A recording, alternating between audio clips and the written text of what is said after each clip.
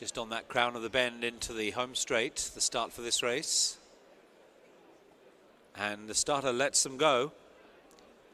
There's a degree of reluctance amongst the jockeys to jump off. Eventually, Robbie Power just squeezes Master Debonair to get cantering, and away he goes down towards the first. He's the leader, the favourite ahead of Mr. Grey Sky, standside in second place. So they take the first. Oh, and there Mr. Grey Sky jumped out to the right, bumped into Galileo Silva. Galileo Silva, apparently no harm done for him, but that was almost curtains for Mr. Grey Sky, whose rider David Bass lost an iron and now has to get his concentration right for number 2. And again he hangs to the right, jumping it. This time he was alongside Cascova. Meanwhile, back in fourth is Tamarok du Matin in company with Galileo Silva, who's now back in fifth place, and the back marker is rank outsider Broca Kalin. So a little bit of early drama here, not really relating to the leader and favourite Master Debonair, who sets the pace, but Mr. Grey Sky, the interesting one over the first 2 flights of hurdles. In this, the Joy and Kim Bailey Racing introductory hurdle race, his runner Mr. Grey Sky in second place, with Cascova close up in behind them in third as they approach flight number 3.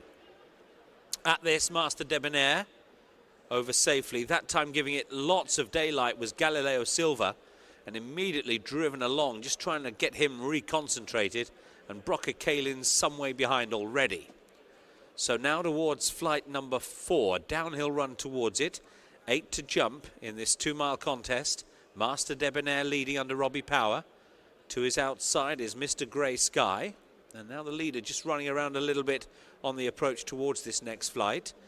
Third place for Cascova, Tamarok du Matin into a decent rhythm early, and Galileo Silva just struggling with his concentration, it would appear, back in fifth place. Clear then of Broca Kalin, who's pushing and scrubbing along in last place with no immediate impact.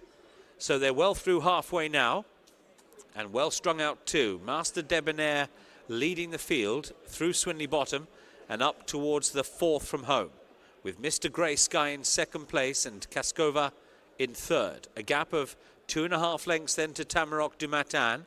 Galileo Silva pushed up to try and close in 5th place. They're clear of Broca Kalin. Master Debonair, Mr. Grey Sky up on his outside, and Mr. Grey Sky again not fluent at that flight. Master Debonair leading up from Mr. Grey Sky, and then Cascova taking the third last. Every hurdle jumped.